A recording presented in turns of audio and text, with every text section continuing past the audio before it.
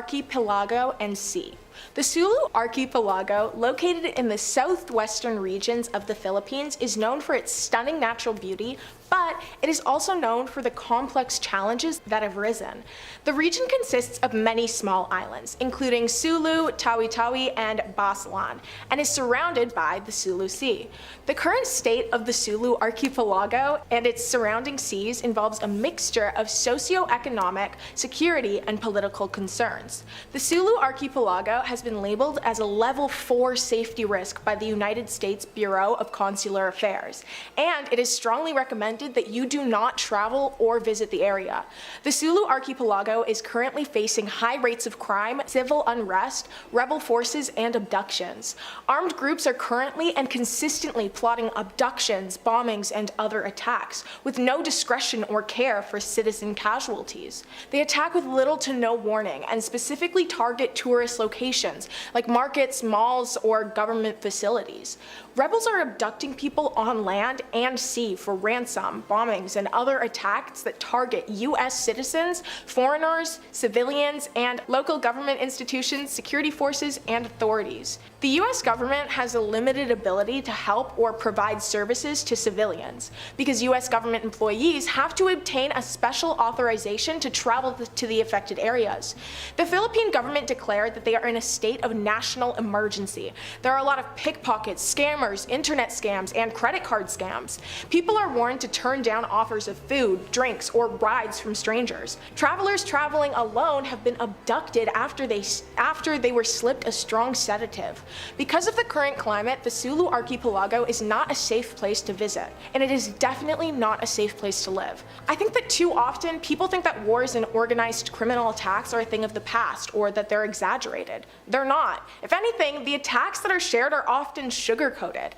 This is all happening now. People right now, people your age, people my age are being killed, tormented, abducted, essayed, and are living in constant rational fear. A lot more attention definitely needs to be brought to the situation, and the fact that any coverage surrounding the Philippines is so unbelievably minimal and inaccessible is so saddening, and I'm sure frustrating for anyone who has loved ones in the Philippines or lives in the Philippines themselves. Number 4. De La Salle University. De La Salle University is a private Catholic research and educational university.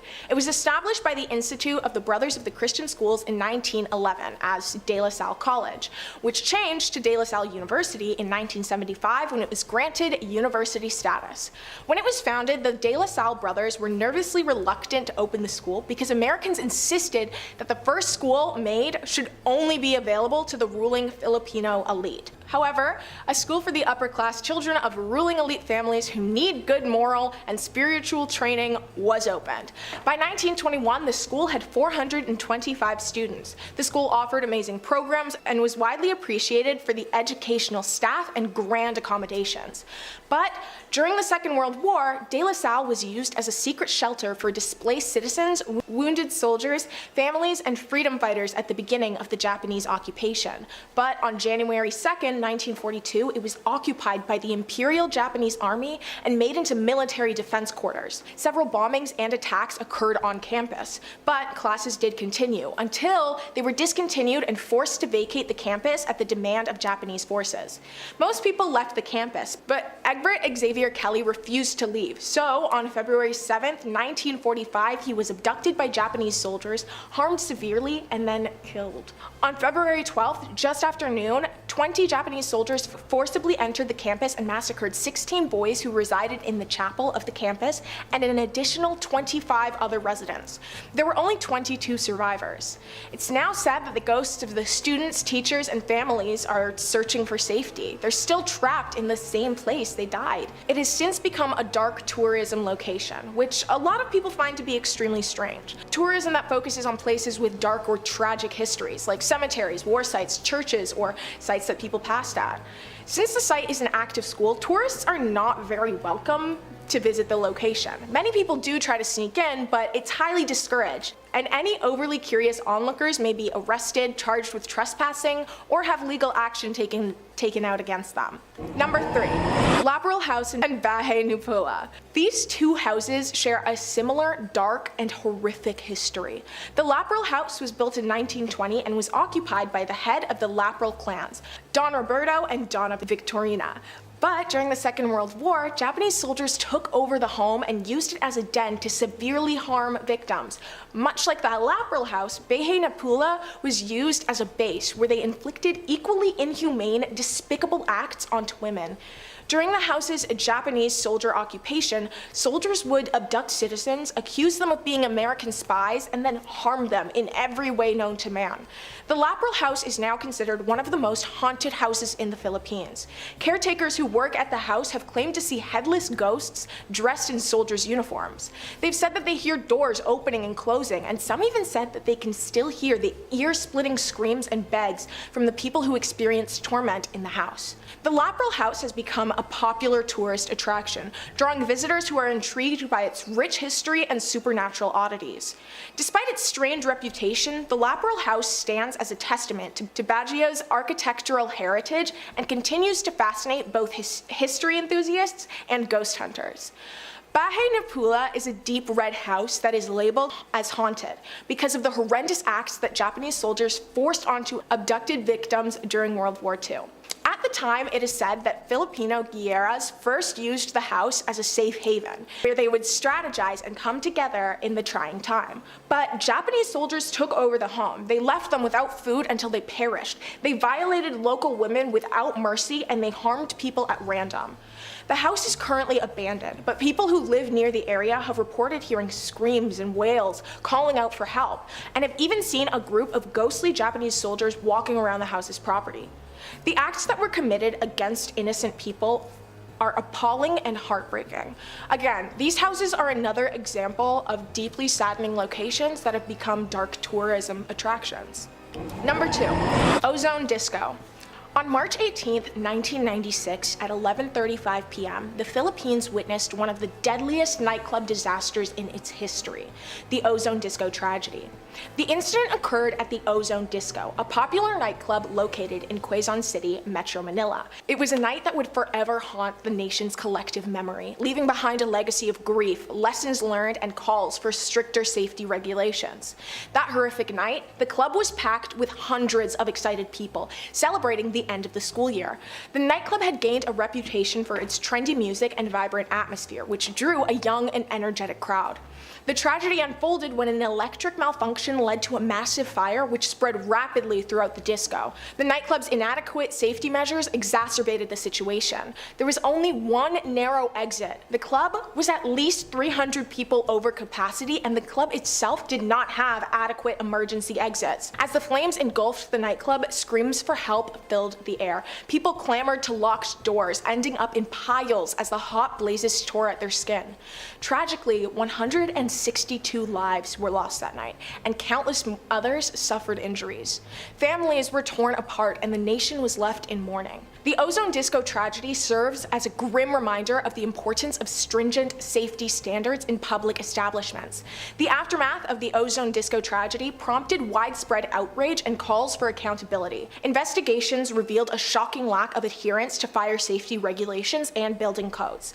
The nightclub's owners were subsequently charged with criminal negligence, and several government officials faced disciplinary actions for failing to enforce safety standards. The tragedy also led to significant changes in the Philippines' approach to fire safety and building regulations. It prompted the government to revisit and strengthen existing laws, ensuring that public establishments adhere to safety standards more rigorously. Moreover, the disaster prompted greater awareness among the public about the importance of fire safety and the need for responsible business practices. The Ozone Disco tragedy is a painful chapter in the Philippines' history, but it has not been forgotten. Each year on March 18th, memorial services and remembrances are held to honor the victims and reflect on the lessons learned. The tragedy serves as a stark reminder of the consequences of negligence and the critical importance of prioritizing safety in public places. The abandoned disco has since been boarded up. You cannot legally enter the building where such a tragedy occurred. People who have managed to disregard the public trespassing laws have described hearing the screams of victims, a clawing at the door, and the faint sound of crackling music, sounding as though the notes themselves were burning into ash. Number 1. Manila Film Center. The Manila Film Center is an iconic and controversial structure. It stands as a symbol of both the Philippines' aspirations in the world of cinema and the dark shadows that sometimes loom over the industry. Located on the longshore of Manila Bay, this controversial building was constructed as a venue for the 1982 Manila International Film Festival, an event that planned to showcase both Filipino and international cinema. However, the story behind its construction and the subsequent events have left a permanent mark on the country's history. It was built during the regime of the then President Ferdinand Marcos, and the construction of the Manila Film Center was surrounded by secrecy and controversy. To meet the tight deadline for the festival's opening, an estimated 4,000 workers were employed, working round-the-clock in hazardous conditions. Tragically, a portion of the building collapsed on November 17, 1981, burying several workers under the rubble, still alive. At the demand of the government to expedite the center's completion, the workers' bodies, alive and dead, were covered in cement and left entombed within the structure. Despite this tragedy, the Manila Film Center still opened its doors on January 18, 1982, with much fanfare. It became a hub for film enthusiasts and filmmakers, hosting international film screenings and competitions. And most of them had no idea that they were standing on top of a mass grave. However, the controversy surrounding its construction continued to haunt the venue. Rumors of paranormal activities, particularly ghosts of the workers who lost their lives during the construction, further fueled the Manila Film Center's infamy. In the years that followed, the Manila Film Center faced challenges, including changes in ownership and management. It fell into disrepair and was largely abandoned, becoming a dilapidated and spooky relic of the past. Various proposals for its renovation and revitalization were put forward, but none of them came to fruition. Despite its troubled history, the Manila Film Center remains a significant piece of architectural heritage in the Philippines.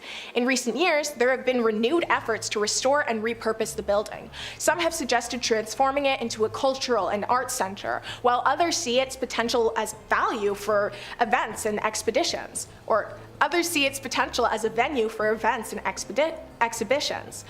The government has even received and reviewed applications for the renovations and proposals for the building's future.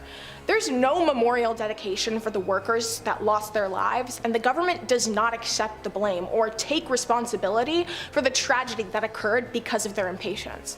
Many people travel from all over the world and country hoping to catch a glimpse of the ghosts of fallen workers. That brings us... Number 5, the Amityville House. Technically, yes, they did enter that home during their original investigation, but bear with me here. So nestled in the quiet town of Amityville, New York, this unassuming suburban residence hides, quite the dark and twisted history if you don't know what you're looking at. If you don't know the story, in the winter of 1974, the Lutz family moved into this seemingly idyllic, Dutch colonial home, only to flee in terror about 28 days later. They claim to have been tormented by supernatural forces, unseen entities that left them sleepless, drained, and in constant fear for their lives. A year before their arrival, the house had been the scene of a horrific mass killing spree. Ronald DeFeo Jr. had methodically slain his entire family in their sleep, claiming sinister voices compelled him to commit the heinous act. Ed and Lorraine were called in to help with the horrors the Lutz family was experiencing, and during a question and answer session back in 2013, Lorraine was asked what was the scariest case that she ever worked on, and her answer? Amityville was horrible, honey. It was absolutely horrible. It followed her and Ed straight across the country, and she will never go in the Amityville house ever again. That's the only one. Well, there you have it, folks. Direct quote. Lorraine Warren would have never gone back to that house. Number 4, the Abbey of the Black Hag. Locally known as St. Catherines Abbey, or simply as Old Abbey, it's located roughly 2 miles east of the village of Shanagolden in the townland of Old Abbey. If I got any of those wrong, I apologize. I swear I looked up pronunciations.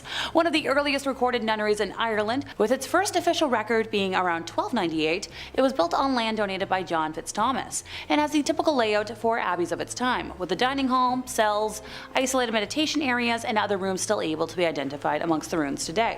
During the 15th century, there was a major battle for supremacy in the area between the Earl Fitzgerald and the prestigious Butler family, of which the Earldom of Ormond belonged. It got to such an extent that the local bishop was known to pray for peace between the families at masses. During one of the nightly attacks, Earl Fitzgerald attempted to get his wife to safety, but as he was pulling her onto his horse, an arrow pierced her thigh, shattering the bone and spraying red bodily fluids. As he rode on, the Countess appeared to have succumbed to her injury, leading the Earl to seek sanctuary at St. Catherines. The heartbroken man was certain his wife had passed, so he swiftly buried her beneath the altar and continued elsewhere to find safety for himself. But as the night went on, the nuns and residents began to hear hair-raising screams and made the decision to rebury the Countess in hopes of bringing her peace. When they dug up the body, they discovered her fingers were broken and nails had been torn off, with a very slow and heinous end of her life. To this day, it is believed that the Countess has been unable to find peace and continues to scream in anguish, waiting for her husband to save her from a fate truly worse than death. Moving slightly ahead in time, we also come to the Black Nun herself. Described as one in the order that wasn't content with being humble, helping others over herself and the servitude to God, she craved power. Hey, who doesn't? The hag had her own cell, where she worshipped Satan and performed black magic, becoming a slave to the occult. And the other nuns in the order fled the abbey, while the hag remained in her now house of darkness. To complete her rituals, the black nun would venture into the local community and perform depraved lewd acts and offer sacrifices, with bones of young community members later discovered on the grounds. So fast forward to modern times, visitors have reported seeing the dark shadowy figure of a nun wandering, the feeling of being constantly watched, and a disembodied hand reaching towards them. It has been reported that flashlights cannot function in the nun's cell, and modern batteries drain way too quickly to have any sort of rational explanation. And yet Ed and Lorraine never visited here. I wonder why. Number 3, Michael Taylor's home in West Yorkshire. In 1974, Michael's wife Christine stated to a Christian fellowship group, to which they both belonged, that his relationship with the leader of the group, Marie Robinson, was, carnal in nature. Michael admitted that he felt evil within him and eventually attacked Marie verbally, who screamed back at him.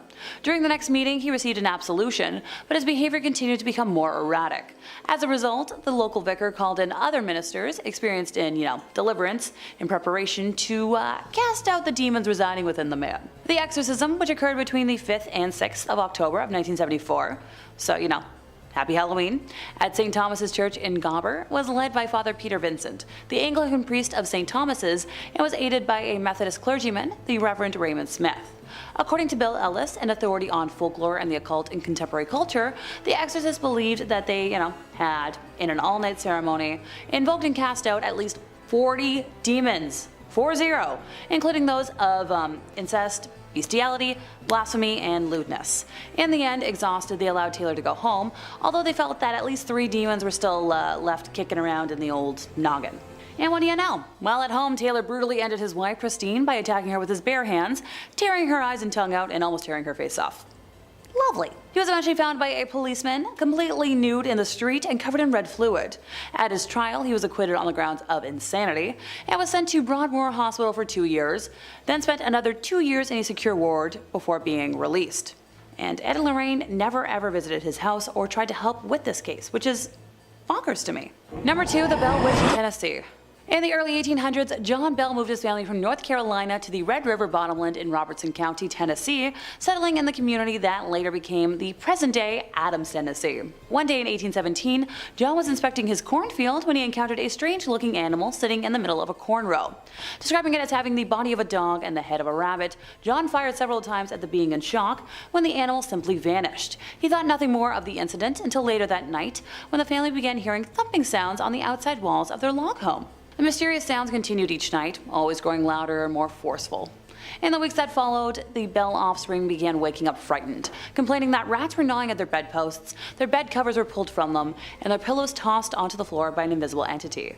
As time went on, the Bells began hearing faint, whispering voices, which were too weak to completely understand, but sounded like a feeble old woman singing hymns. The encounters escalated, and the Bells' youngest daughter, Betsy, began experiencing brutal encounters with the invisible unknown. It would pull her hair and slap her relentlessly, often leaving welts and handprints on her face and body.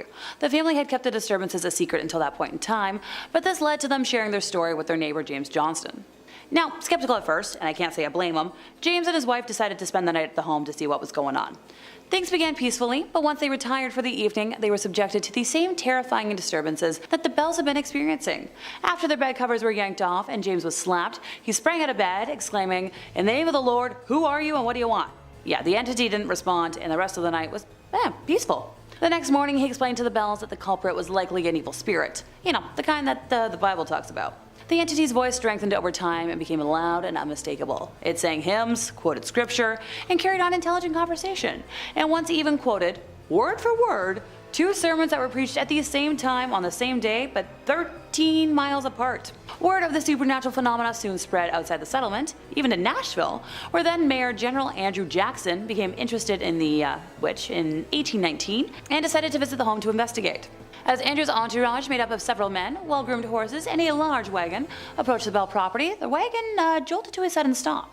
It had become stuck in a muddy creek bed, and the horses weren't able to pull it. Well, that's what the men thought, because that would be logical.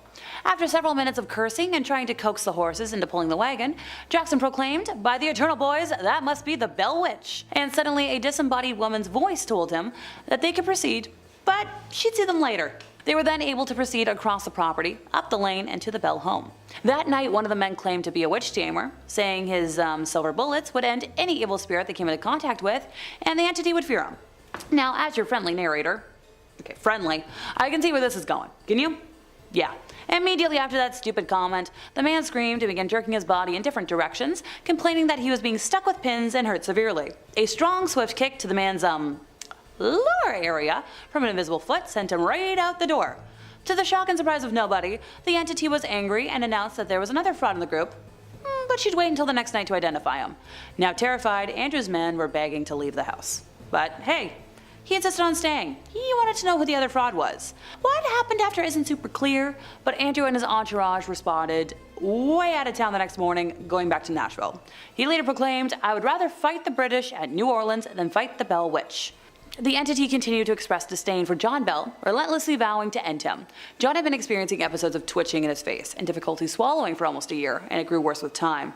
By the fall of 1820, his declining health had confined him to the house, where the malicious entity continuously removed his shoes when he tried to walk and slapped his face when he recovered from his numerous seizures. Her shrill voice was heard all over the farm, cursing and chastising old Jack Bell, which was the nickname she had bestowed on him. John met the end of his life on December 20th of 1820 after slipping into a coma a day earlier.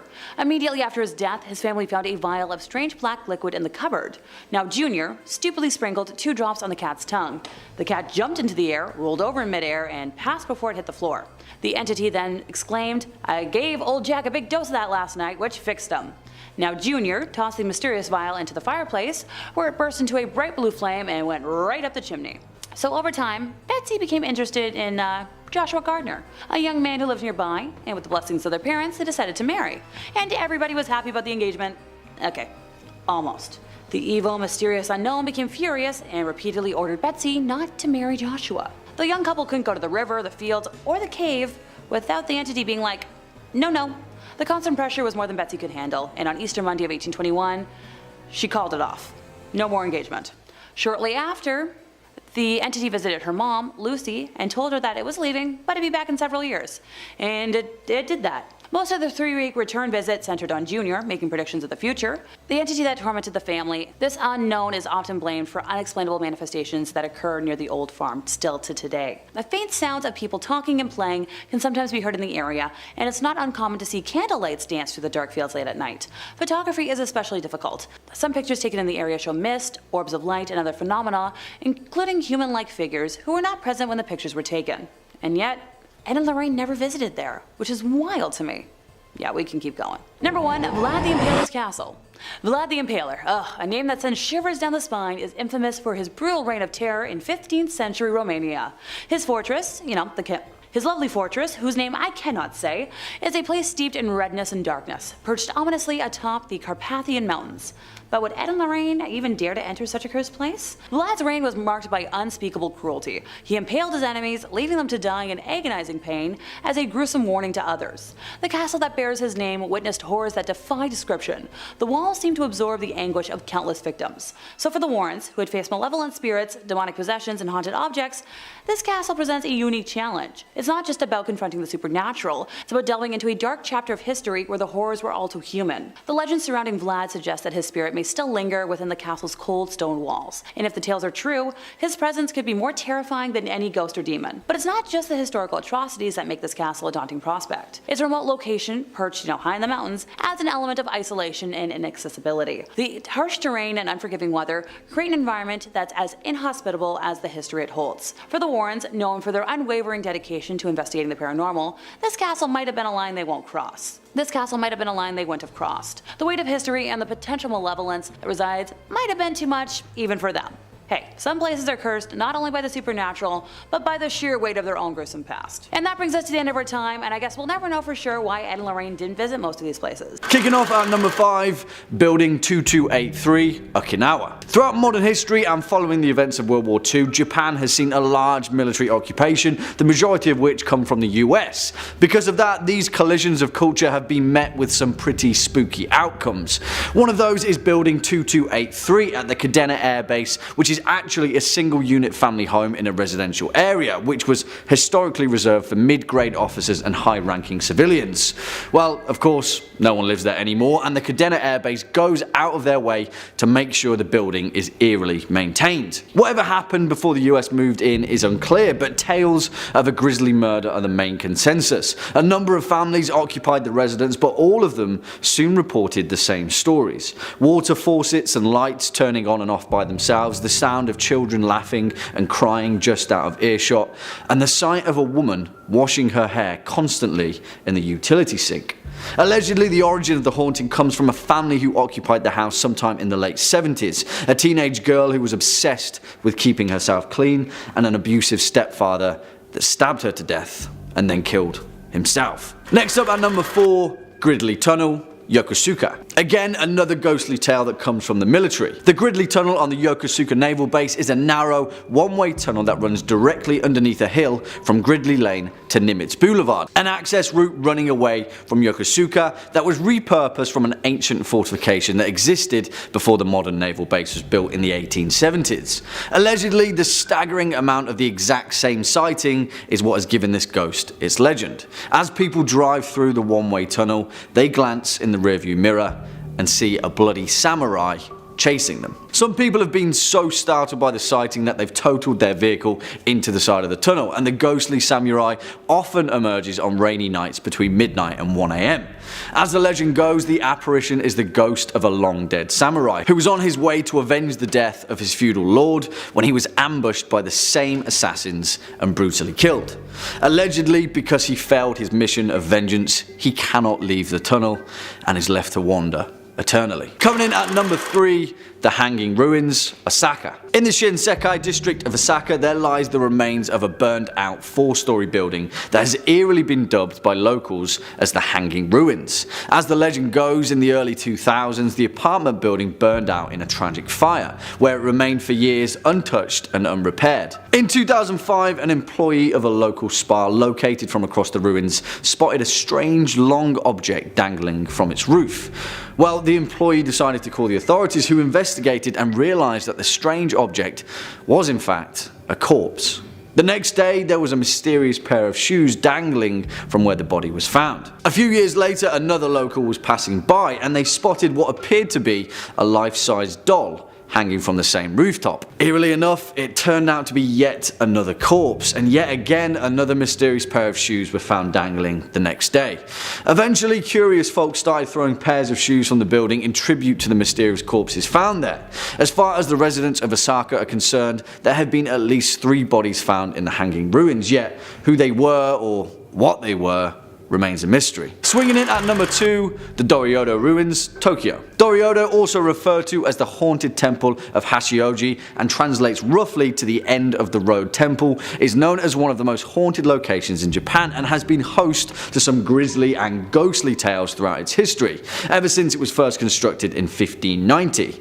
As one of its many legends goes, in 1963 an 82-year-old woman who was in charge of maintaining the site was approached by a robber.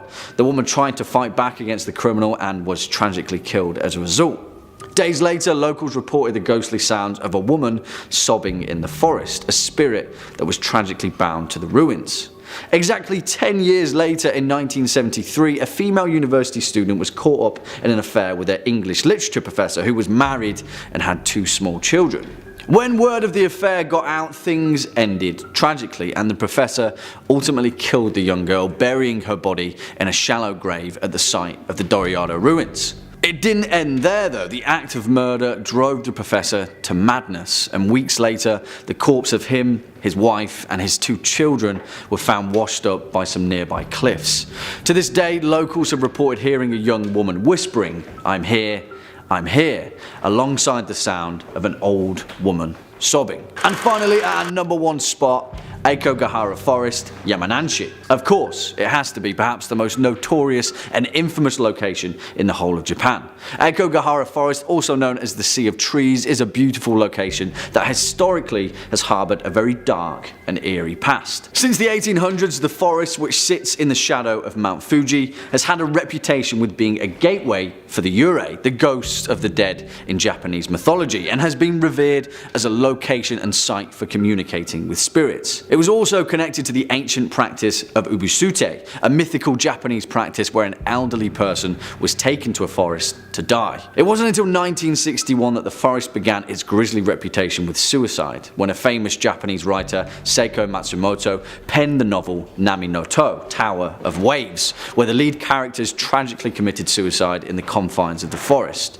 In 2010, more than 200 people attempted to take their own lives in the forest, and tragically, that figure continues to rise as Japan struggles to confront its staggering suicide rate and battle with mental illness.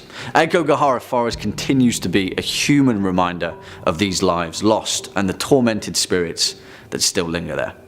At number 5, the Ohio State Reformatory. The Ohio State Reformatory, a haunting architectural marvel that carries within its walls the echoes of a troubled past. Constructed in the late 19th century, this imposing Victorian Gothic structure was initially intended to embody progressive correctional ideals. However, over time, it became synonymous with stories of despair, shuddering, and unexplained phenomena, solidifying its reputation as one of the most haunted places in the United States. The Reformatory's history is rife with tales of harsh conditions, overcrowding, and the struggles of those who were incarcerated within its confines. These factors, coupled with the tragic stories of inmates who lived and died there, have contributed to the pervasive sense of unease that envelops the site. Visitors often report strange occurrences, such as unexplained footsteps echoing through the empty halls, eerie whispers that seem to float on the air, and chilling cold spots that hint at otherworldly presences. In some cases, there have even been disappearances and killings, alluding to the dark spectral forces that inhabit the Reformatory. One of the most famous aspects of the Ohio State Reformatory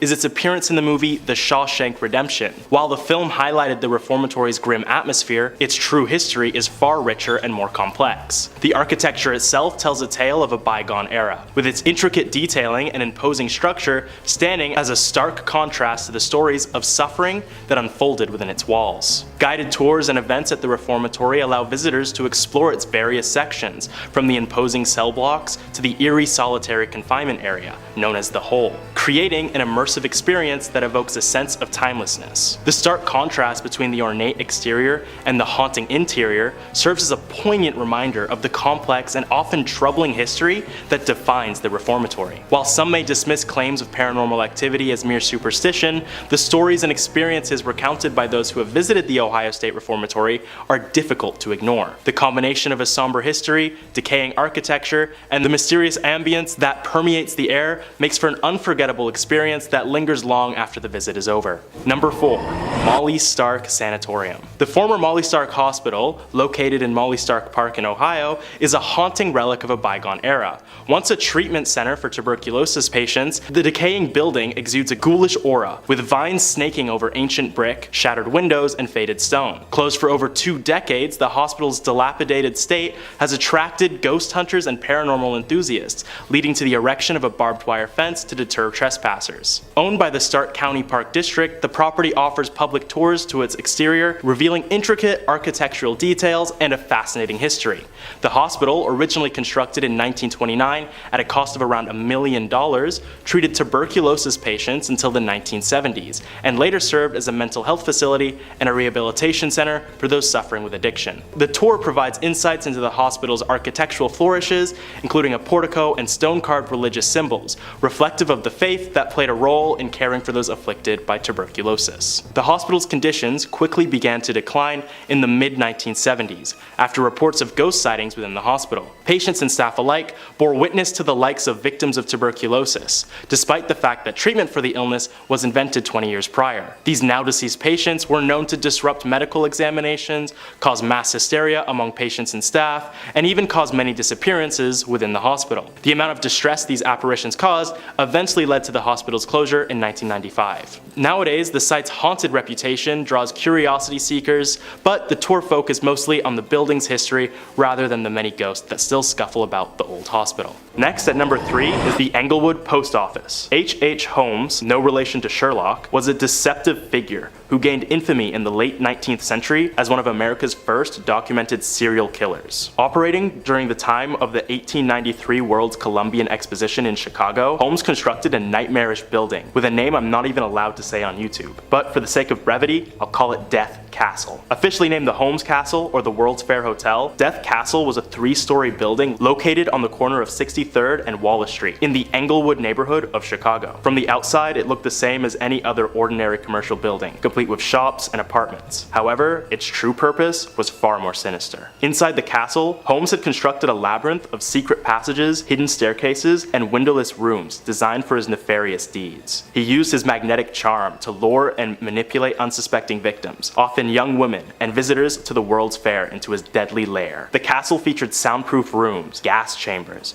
trap doors, and a chilling basement equipped with dissection tables and vats of acid. Holmes would typically seduce and swindle his victims before leading them to their deaths. Many were asphyxiated with gas, mutilated, tormented both psychologically and physically, and killed in various gruesome ways. Once they were deceased, Holmes would dispose of their bodies through the building's hidden chutes, transporting them to the basement for disposal. His exact number of victims remains a mystery, but it is believed he may have killed anywhere from 20 to 200 people during his spree. His sinister acts continued undetected for years, aided by his ability to change aliases frequently, making it difficult for authorities to track him down. Holmes's reign of terror finally came to an end when he was arrested in 1894 for an unrelated insurance fraud scheme. That castle didn't pay for itself, I guess. As investigators delved into his background, they began uncovering evidence for his horrifying crimes. On May 7th, 1986, H.H. Holmes was executed. Before his death, he confessed to 27 killings, but hinted at a much higher body count. Afterwards, the infamous Death Castle was later destroyed by a mysterious fire, and a post office was built atop the ruins. Within the Englewood post office, it is said that you can still hear the many screams of Holmes's victims. And there have been reports of those who dared venture to the basement, which survived the fire, and you can still see Holmes killing one of his 200 victims, a phantom that echoes the terrifying events that occurred over a century ago. I just got the chills. And at number 2,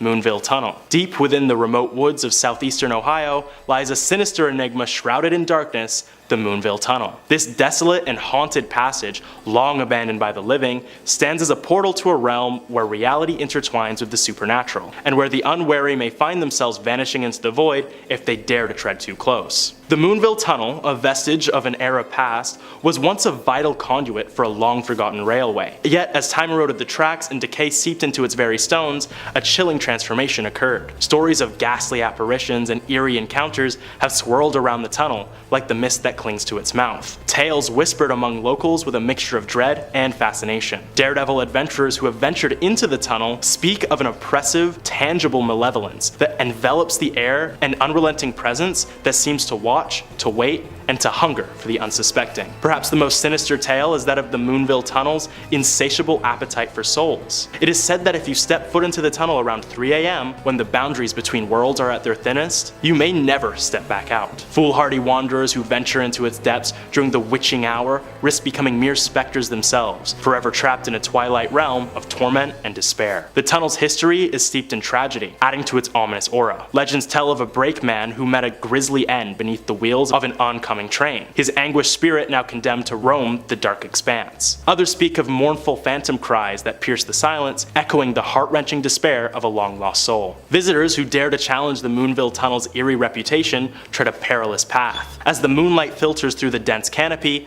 casting ghostly shadows upon the tunnel's yawning maw. A feeling of being watched intensifies. Footsteps echo with an eerie resonance, their sound swallowed by the blackness ahead. Time itself seems to warp, stretching and distorting reality as though beckoning the unwary to step beyond the veil. To approach the Moonville Tunnel is to court danger, to teeter on the precipice of the unknown. It is a place where the boundary between the living and the dead blurs, where the rules of our reality are subverted by forces beyond comprehension. As the wind whispers secrets and the very earth seems to hold its breath, those who venture too close may find themselves joining the ranks of the vanished, a chilling testament to the dark and untamed forces that linger within the haunted confines of Moonville Tunnel. Coming in at number 1, Franklin Castle. Franklin Castle, an imposing Victorian mansion nestled in the heart of Cleveland, Ohio, stands as an enigmatic edifice brimming with dark secrets and eerie tales that have earned it a reputation as one of the most haunted houses in America. With its intricate architecture, turrets, and ornate details, the castle's exterior belies the chilling stories that have swirled around it for generations. Built in the late 19th century by German immigrant and banker Hans Tiedemann, the Franklin Castle was intended to be a symbol of prosperity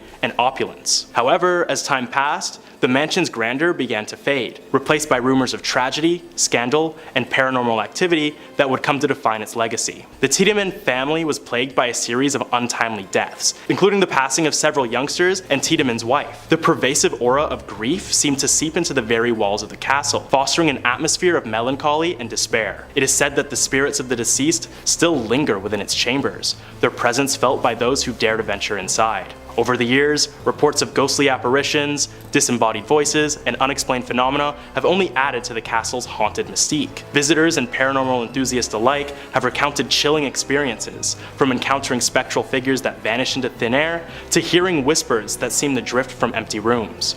Cold spots and sudden drops in temperature are often attributed to the presence of otherworldly entities, and of course the few unlucky folks who, seemingly out of random, would receive the same curse as Tiedemann all those years ago. The castle's haunted reputation has been further fueled by the stories of secret passageways, hidden rooms, and a mysterious woman in black who is said to roam the halls. These elements, combined with the mansion's unsettling history, have led to countless investigations by ghost hunters and paranormal experts seeking to unlock its mysteries. At lucky number 5 is Joliet Correctional Center. The Joliet Correctional Center, established in Joliet, Illinois in 1858, holds a storied past that is as captivating as it is haunting. This historic penitentiary served as a house of horrors for over 150 years, housing some of the state's most notorious criminals. Within its imposing stone walls lie a rich history of many eerie and disturbing tales. But the most chilling of these tales is that of the murder of the warden's wife in 1915. Odette Allen, better known simply as the warden's wife, was an aspiring singer before marrying her husband, Warden Ned Allen. The marriage would have her move from her home in Los Angeles to living in the Joliet Correctional Center with her betrothed. Odette was incredibly popular among the inmates. She was known to be a kind and compassionate woman who tried to make the lives of the prisoners a little more bearable by offering them small acts of kindness, such as providing treats or lending a listening ear to their troubles. The inmates would call her things like the good angel and the little mother at the big stir, out of admiration for her benevolence. The inmates would often act as servants to her and the warden, as an alternative to hard prison labor. In June of 1915, the warden went to Chicago to meet with politicians about the building of a new prison. Odette didn't join her husband because the dresses she wanted to wear weren't yet ready. One morning, Odette asked for the help of Joe Campbell, also known as Chicken Joe, a prisoner who had been convicted of murder at the age of 29. He was selected to be Odette's personal servant because of his great behavior and his healthy relationship with her and the warden. He was due for parole the next week, and Odette was going to testify for him at his hearing. Sounds like life was looking up for Chicken Joe, but what happened next would tragically bring all these good things to ruin for the young prisoner. The morning of her death, Odette asked Joe to refill her water bottle, go grab her coffee and a newspaper,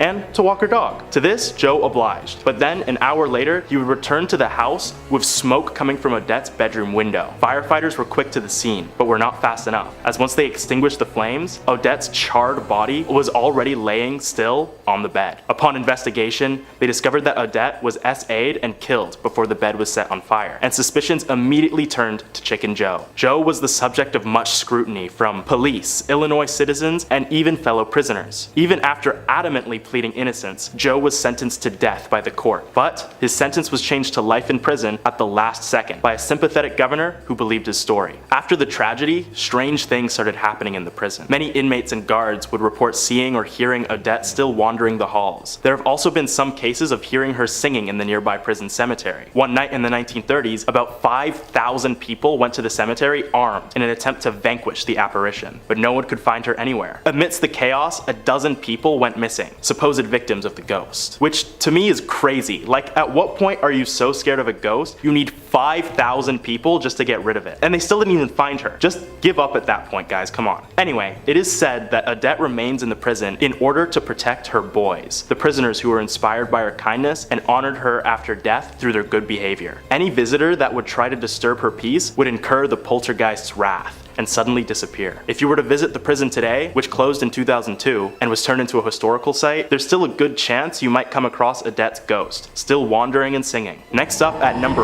4 is the Congress Plaza Hotel. Constructed in 1893 as part of the World's Columbian Exposition, the Congress Plaza Hotel has welcomed countless guests over the years, including prominent figures such as presidents, celebrities, and even infamous gangsters. Its iconic location overlooking Grant Park and Lake Michigan has made it a popular choice for visitors seeking a taste of vintage luxury. But it is the hotel's dark past and ghostly residents that have set it truly apart. One of the most well-known ghosts said to haunt the hotel is that of a ghostly presence known as the Shadow Man. His story dates back to 1900, when Captain Louis Ostheim, a war veteran haunted by the horrors of the Spanish-American War, sought refuge at the hotel on the eve of his wedding. The captain would often experience PTSD-induced night terrors and suffer from extreme anxiety and paranoia. The night of his death, he awoke suddenly after being consumed by a brutal episode. In his disoriented state, he would search for solace or an escape from his inner demons, and tragically, he took his own life. Ever since that fateful night, the spirit of Captain Ostheim has been seen walking through the Congress Plaza Hotel, appearing as a shadowy figure gliding through the halls with a haunting aura. Guests and staff have reported encountering the Shadow Man on multiple occasions, his spectral form silently following their footsteps, as if seeking some elusive connection or unfinished business. Those unlucky enough to meet the Shadow Man's gaze would begin feeling greatly distressed and having night terrors of their own, some meeting the same fate as him after the fact. As the years have passed, the legend of the Shadow Man has become deeply ingrained in the history of the Congress Plaza Hotel, adding to its reputation as one of Illinois' most haunted locations. The spirit's enigmatic presence, coupled with the tragic circumstances that led to his lingering existence, makes encounters with the Shadow Man as eerie and thought-provoking as they are dangerous. Do any of you guys see any ghosts while staying in a hotel? Leave a comment, because I feel like these days every hotel on the planet is haunted. And number 3, South Base Island Lighthouse. Perched atop the rugged cliffs of South Base Island in Put-in Bay, the historic lighthouse stands as both a beacon of maritime history and a portal to a realm of ghostly legends. The South Base Island Lighthouse, with its iconic red brick tower and majestic views of Lake Erie, cast a haunting silhouette against the ever-changing skies, drawing visitors from far and wide who seek to unravel the mysteries that have enshrouded this hallowed site for decades. Built in 1897, the South Base Island Lighthouse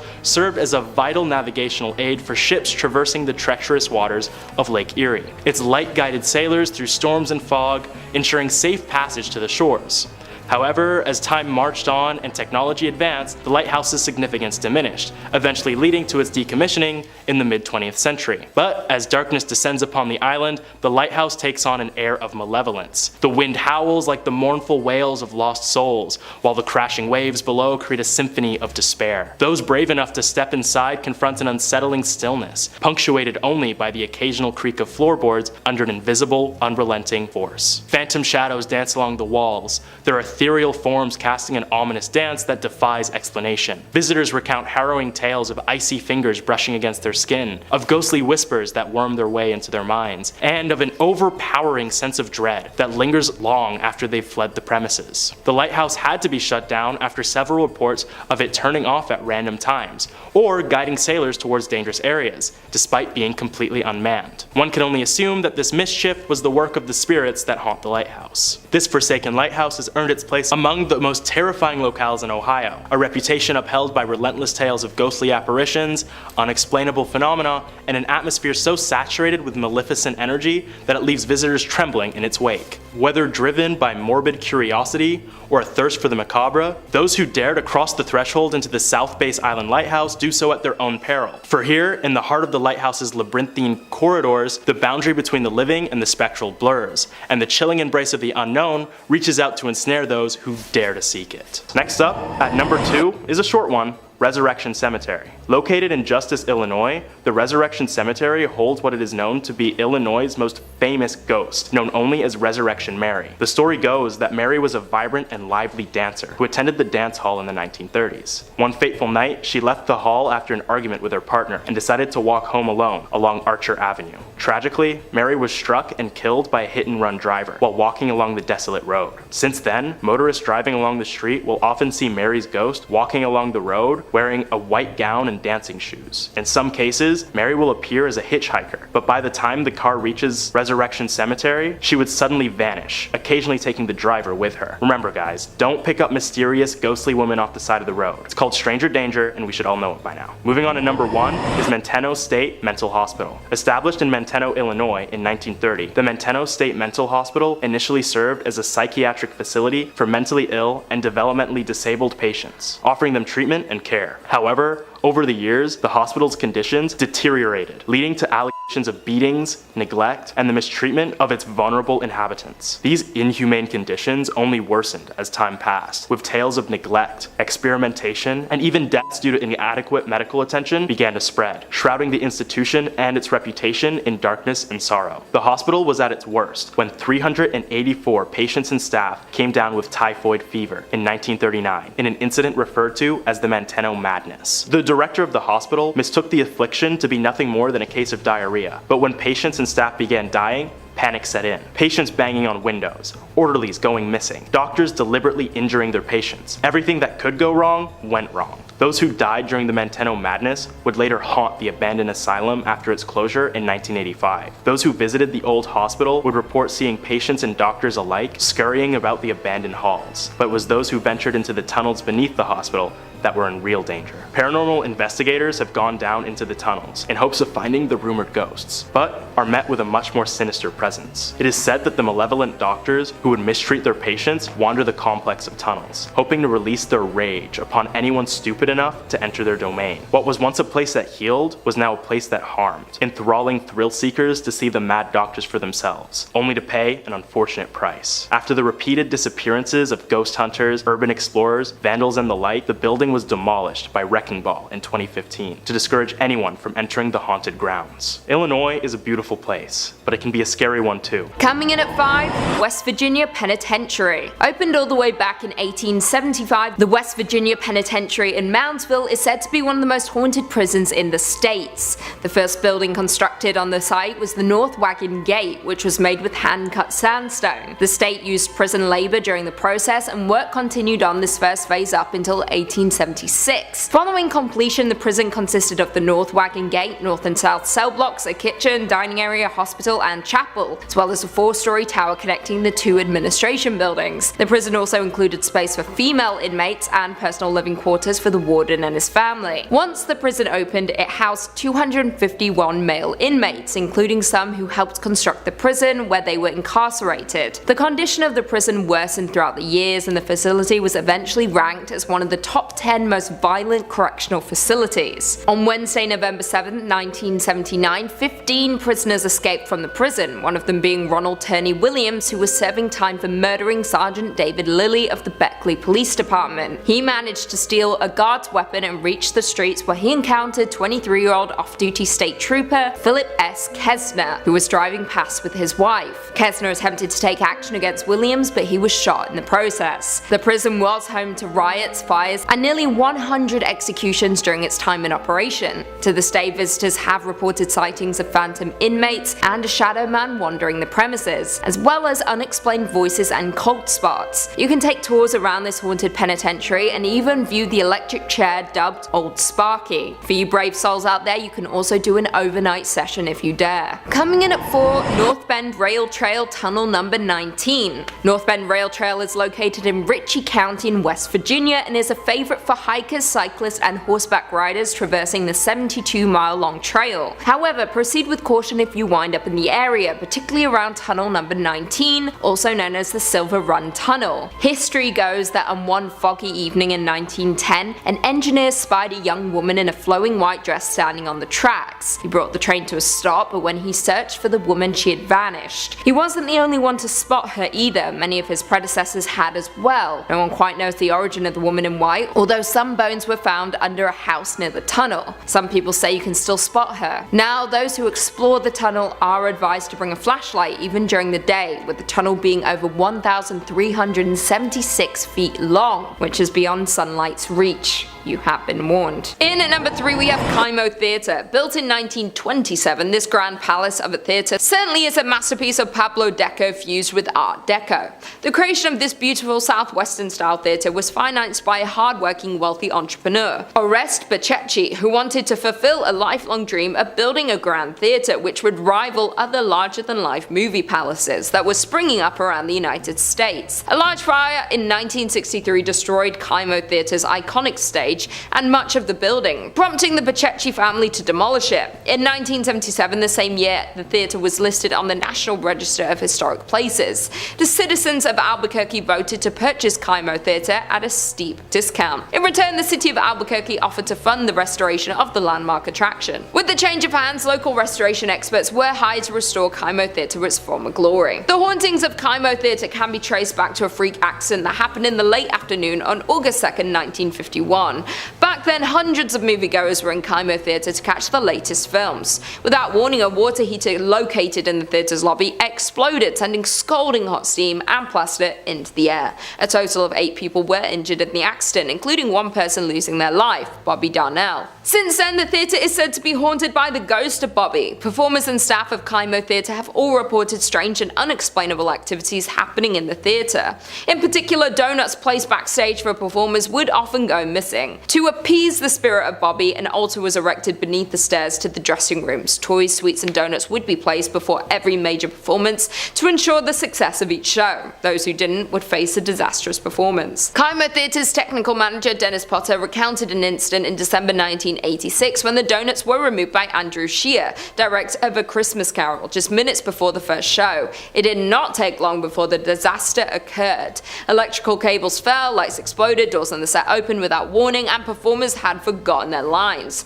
After the end of the disastrous show, the donuts were promptly replaced and the next show went off without a hiccup. However, an interview with Andrew contradicted the Potter's story, with the former claiming that the donuts were never removed or replaced. Apart from the unexplainable disruptions, staff working at Kimo Theater have also reported seeing the ghost of Bobby, dressed in a striped shirt and blue pants. The ghost of Bobby is often seen loitering on the lobby staircase, looking for the next victim of his harmless shenanigans. Coming in at 2, Lake Shawnee Amusement Park. In the late 1700s, the Clay family moved to West Virginia, which is presently known as Mercer County. The Clay family, comprised of Mitchell and his wife, settled on an 800-acre farm and raised 14 children. However, in 1783, tragedy struck. While Mitchell was out hunting, a few members of the Shawnee tribe killed 2 of the Clay children and burned another at the stake. In retaliation, Mitchell hunted down a handful of Native Americans and killed them. The land in turn became unoccupied for years, up until the early 1900s when Conley T. Snyder purchased the land and built a small amusement park on it. However, the amusement park had just as unfortunate luck as the Clay family, family. The park featured a Ferris wheel and a swing ride and was popular among locals, particularly families of coal miners who resided in the area. In the early 1950s, a young girl on the swing ride was killed when a truck delivering sodas accidentally backed into the ride, striking her. Another child also drowned in the swimming pool, which was subsequently filled in to prevent further accidents. During its operation, at least 6 people died at the park, which resulted in the park ultimately closing in 1966. In 1985, Gaylord White, a former employee of the park, purchased the land with plans to reopen it. It happened for a brief period, that is, before the park closed again after a 1988 archaeological dig uncovered numerous Native American artifacts, as well as human remains on the property that had been buried prior to the arrival of the Anglo-European settlers. In total, 13 skeletons were uncovered, mostly of young children. Perhaps the property is cursed, or perhaps it's just a series of unfortunate events. Who knows? But one thing is for sure, it is one of the most haunted places in the entire world. And finally, coming in at number 1, the Trans-Allegheny Lunatic Asylum. The Trans-Allegheny Lunatic Asylum, also known as the Western State Hospital, was a Kirkbride psychiatric hospital that operated from 1864 to 1994 by the government. Originally built by Richard Andrews, it was constructed from 1858 to 1881 and was originally designed to hold 250 people. However, it became overcrowded in the 1950s, with the hospital housing 2,400 patients, resulting in it being forcibly closed in 1994 due to changes in patient treatment. Following its closure, it was then purchased by Joe Jordan in 2007 and is open for tours and other events to raise money for its restorations. During tours of the facility, witnesses have reported doors slamming, shadowy figures, and even blood-curdling screams from within the building walls. The asylum has garnered such a spooky reputation. It has appeared on shows such as Ghost Stories, Ghost Hunters, Ghost Adventures, and Paranormal Lockdown. It was also featured in Bethesda's 2018 video game Fallout 76 under the name Fort Defiance and acted as a base for the Brotherhood of Steel, one of the game's main factions. Number 5 on this list is Tranquil Sanatorium in British Columbia. Tranquil Sanatorium has quite an extensive and tragic history to it, which has caused its walls to be the home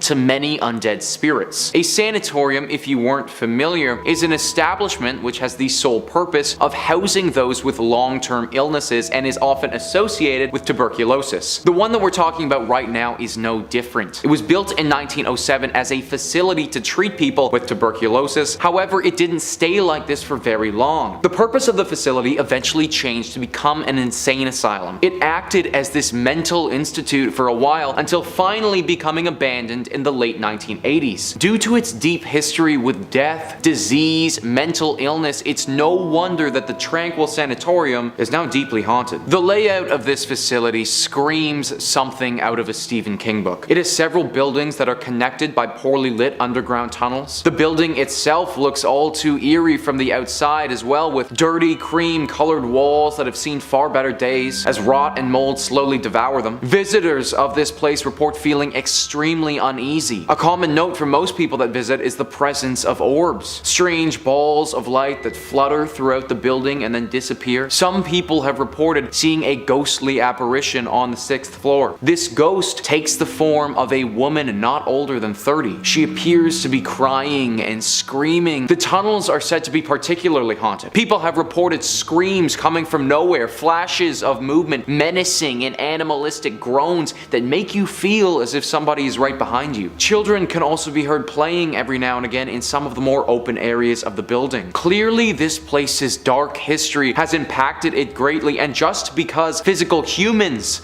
decided to abandon it in the 80s doesn't mean that it was truly abandoned for good. Number 4 on this list is the Firkins House. The Firkins House is part of Fort Edmonton Park, which, you guessed it, is located in Edmonton, Alberta. Fort Edmonton Park is a little tourist attraction that has buildings from 1885, 1905, and 1920 to represent the homes of the time. One of the houses is the Firkins House. This home is interesting because during my research, I couldn't find any particular evidence of wrongdoings or tragic events at this home. In fact, for the most part, it seems like a pretty normal house. People have lived there before and no harm has befell them, but it seems that after they moved out and the home was donated, that's when things started to go a little bit haywire. There are reportedly 3 ghosts or demons that haunt this home, each one scarier and more dangerous than the next. The first one is the ghost of a beautiful floating woman who is dressed in all white. People have said that they've spotted her in the windows of the home looking out at them or slowly drifting throughout the living room. The second 1 is the ghost of a little boy. The boy will appear to certain people looking extremely ill. It is currently unknown if this boy died in and around the area or what disease he is suffering from, but it is said that he resides in the home with the woman in white. The third being is by far the scariest of all three. A ventriloquist dummy that will appear in the home or in the cupboards. This thing can move all by itself and talk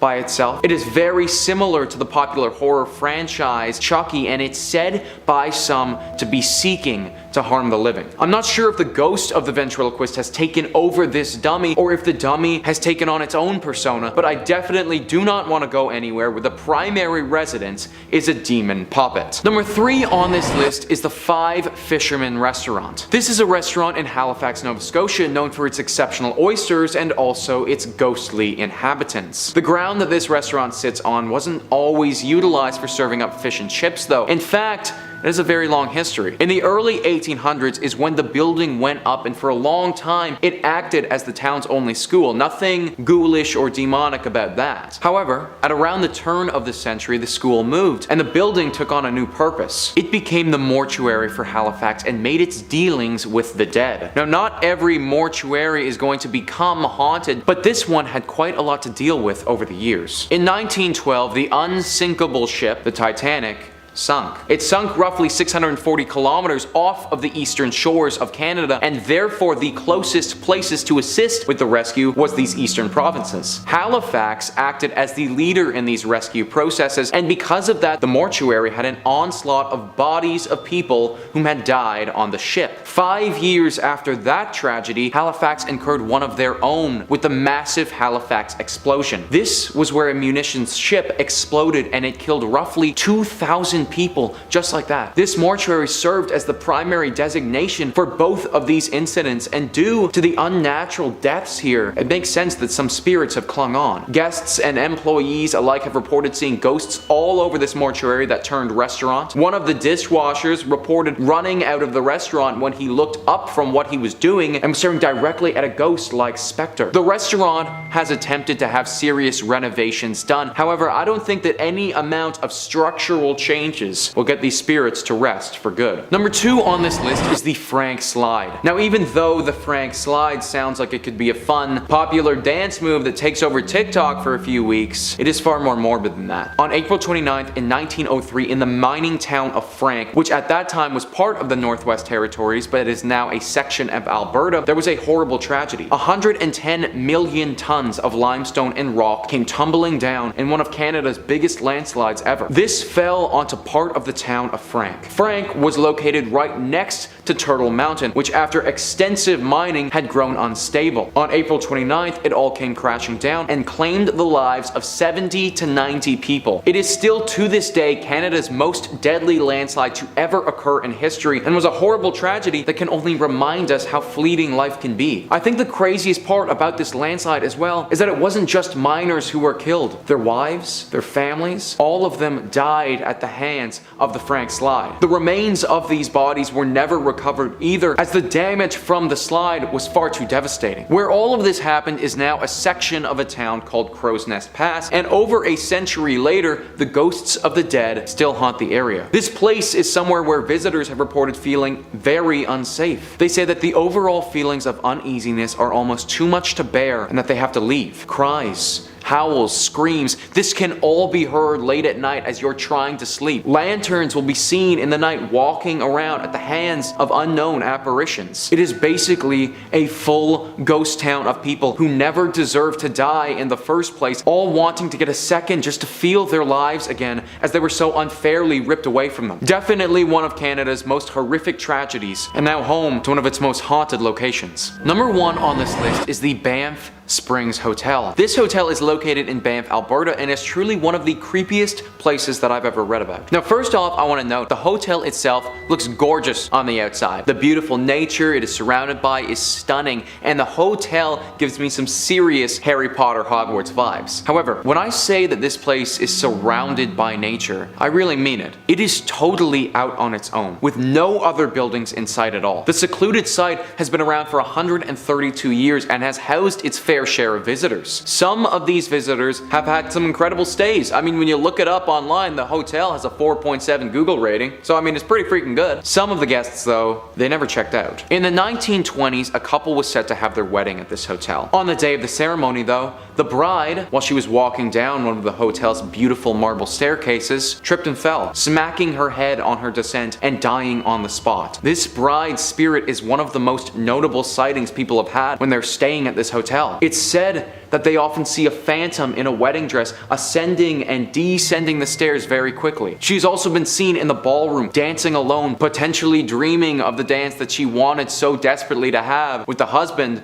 that she never got to marry. In 1975, a longtime bellman of the hotel, Sam, died there. Since then, sightings of Sam have been pretty consistent. One story details how two women lost their room key and called the front desk to go and get it. The front desk person sent someone to go and open their room for these ladies. When that person had got there, though, the ladies were already in the room and said that another bellman had let them in. They described Sam to a T when they spoke about the bellman who helped them out. Instances like this have occurred time and time again at the hotel, with many people believing his spirit is still working there. Finally, with this hotel, you have room 873. Room 873 is rumored to be the home of a gruesome murder. One evening, a family was staying there and the father, for some unknown reason, lost his mind, murdering his family and himself. After completely refurbishing the room, the hotel put it back in service, but now people who have stayed there report hearing the screams and the cries as if they were still dying. If you have to stay at this hotel, definitely avoid room 873. Coming in at number 5, we have Hotel Park Central.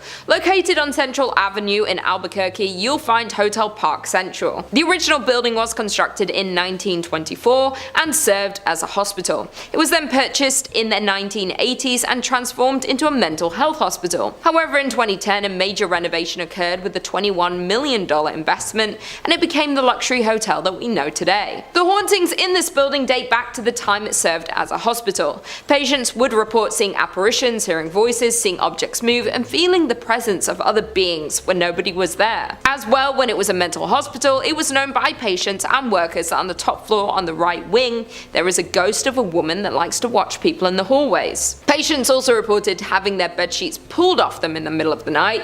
Patients were not the only ones to experience things that couldn't be explained though. Staff of the hospital did too. They would often have the sensation of being watched, as well as hearing something whisper in their ear, the movement of objects, and a general sense of heaviness throughout the buildings. Today, many guests at the hotel report similar paranormal experiences, as many guests report feeling watched and the presence of unseen beings. They have also reported hearing voices and shuffling in the stairwells. Several guests have also seen a female apparition on the third floor wing. A group of paranormal investigators was brought onto the scene of the hotel. The investigators were 3 team members who all experienced unexplained voices and whispering while close to the hotel. They also reported distinct coolness near their bodies and a sense of being watched. After reviewing their evidence, some of these experiences were captured on digital voice recorders. They also carried out the flashlight technique, an attempt at communication with the spirit that involves the answering of questions through the turning on and off of the flashlight. This was a success, with several responses captured on video. In at number 4, we have the St. James Hotel. Built in 1972 by Henry Lambert, the St. James Hotel was established. Found in Cimarron, New Mexico, the hotel is known to be one of the most haunted places in America. The St. James Hotel is said to remain host to several restless spirits. Both the owners and the hotel guests will tell you that many unexplained events haunt it. Several psychics have visited the hotel and specifically identified 3 spirits and many others who passed through to relive their experiences. The hotel's second floor is the most active, with stories of cold spots and the smell of cigar smoke lingering in the halls. A prior manager commented about the spirits that linger in the hotel and said, "You never see them, but you do feel and hear them." Another report from a former owner states that she walked into the dining room and saw a pleasant-looking cowboy standing behind her in the mirror on the front of the bar. The spiritual activity of the hotel has been featured on the popular television show Unsolved Mysteries and A Current Affair. Room 18 at the hotel is kept locked because it houses the ghost of an ill-tempered Thomas James Wright, who lost his life at his door just after winning the rights to the hotel in a poker game. Having been injured from behind, Wright continued into the room and slowly met the end of his life. Because of the tragic accident that happened in room 18, it is known as one of the scariest and most haunted rooms. This can be seen with one former owner who said she was pushed down while in the room, and on another occasion saw a ball of angry orange light floating in the upper corner. The staff considers the room to be the most haunted, and people are rarely allowed to enter this room, much less sleep in it. Rumors abound that when the room was rented, several mysterious deaths occurred there. Other unknown entities are also said to roam the hotel, creating a host of paranormal activities. Staff report that items constantly fall off walls and shelves, and electrical equipment at the front desk behaves unpredictably. Others have reported cold spots throughout the historic inn, lights that seemingly turn on by themselves, feelings of being watched by unseen eyes, and cameras that cease to work inside the hotel, strangely returning to normal after leaving St. James. Coming in at 3, Droop Mountain Battlefield. On November 6, 1863, the Battle of Droop Mountain occurred in Pocahontas County, West Virginia during the American Civil War. Confederate forces engaged but failed to prevent Union forces under General W. Averill from a rendezvous with other Federal troops in a joint raid on Confederate railways. Droop Mountain was one of the largest engagements in West Virginia during the war, and essentially resulted in the Confederate collapse. The battlefield site is now preserved and administered by West Virginia as a state park, and the unknown Confederate dead are buried in the Confederate Cemetery at Lewisburg. A wooden observation tower, hiking trails, and picnic tables mark the grounds where the Civil War soldiers fought, died, and some say still remain. Many visitors have reported sounds of galloping horses and sightings of the ghosts of headless Confederate soldiers, as well as one soldier lying asleep against a tree. In at number 2, we have La Fonda Hotel. Standing in Santa Fe, New Mexico, there is the historic La Fonda Hotel. Over the years, the hotel was destroyed and rebuilt several times over. In 1821, when Captain William Becknell blazed the path of what would become known as the Santa Fe Trail, he stayed at a La Fonda where the trail terminated at the town central plaza. As more and more pioneers traveled the Santa Fe Trail, the La Fonda became a popular destination for trappers, traders, mountain men, soldiers, politicians, and the like. The current La Fonda was built in 1922 on the site of the previous inns. In 1925, it was acquired by the Atchison, Topeka Santa Fe Railroad, which leased it to Fred Harvey. For more than 40 years, from 1926 to 1968, La Fonda was one of the famous Harvey houses, a renowned chain of fine hotels. Today, the La Fonda Hotel is said to host not only travelers visiting Santa Fe, but also several ghosts. Some people believe that the Honorable Judge Slough continues to walk its hallways. However, more often reported is the ghost of the distraught salesman who jumped into the well after losing all of his company's money. The hotel's dining room, called the La Plazuela, is situated directly over the old well, and both guests and staff alike have reported the sight of a ghostly figure that walks to the center of the room, then seemingly jumps into the floor and disappears. Other reported phenomena include a ghost that haunts the Santa Fe room, as well as a spirit that walks the hallways near the La Terraza, a restaurant located on the east side of the hotel's 3rd floor. In the 1970s, a ghost reportedly called the front desk to complain that someone was walking up and down the hallway in front of his room. When an employee was sent to investigate, he saw a tall man in a long black coat disappear into a stairwell. However, when he followed him to the stairs, there was no sign of the mysterious visitor. And finally, in at number 1, we have the Luna Mansion. The Luna Mansion in Los Lunas, New Mexico is known for one thing, and it's its ghost stories. Over the years, the Luna Mansion in Los Lunas has gained a reputation as being haunted. Guests and staff alike have shared stories of unexplained activity, which some chalk up to the paranormal. Over the years, the mansion changed hands several times before it was purchased and renovated as a fine dining establishment in the 1970s. It was then that the ghost of Josephina began to appear. Perhaps she didn't like the renovations, or maybe she just wants to stick around to make sure they were doing a good job on the home that she had spent so many years looking after. Dressed in 1920s period clothing, she had been described by employees as appearing very real. Most often she is seen in 2 former bedrooms on the 2nd floor, an attic, storeroom, and at the top of the stairs leading to the 2nd floor bar. At the top of the stairs sits an old rocking chair, which she has often been seen sitting in and rocking slowly. On one occasion, when an employee approached the ghost, she simply stood up and then slowly vanished. More often she is seen walking up and down the stairs, a habit that has been so commonplace that employees barely notice anymore. Where there's one spirit, others seem to follow, and more ghostly apparitions have been seen at the mansion. One of these is a former servant named Cruz, who was thought to have been a groundskeeper. Most often seen on the main level, he is said to be particularly friendly to women and children and likes to play practical jokes on the employees and patrons. On one occasion, he was seen sitting on a sofa as if waiting to be served. Dressed in vintage attire, the man was relaxing patiently when a waitress asked another staff member why he hadn't been served. However, the response was, "What man?" and when the waitress looked back to the sofa, the vintage spirit faded away. Well, there we have it. Thanks for tuning into this video. I will see you in the next one.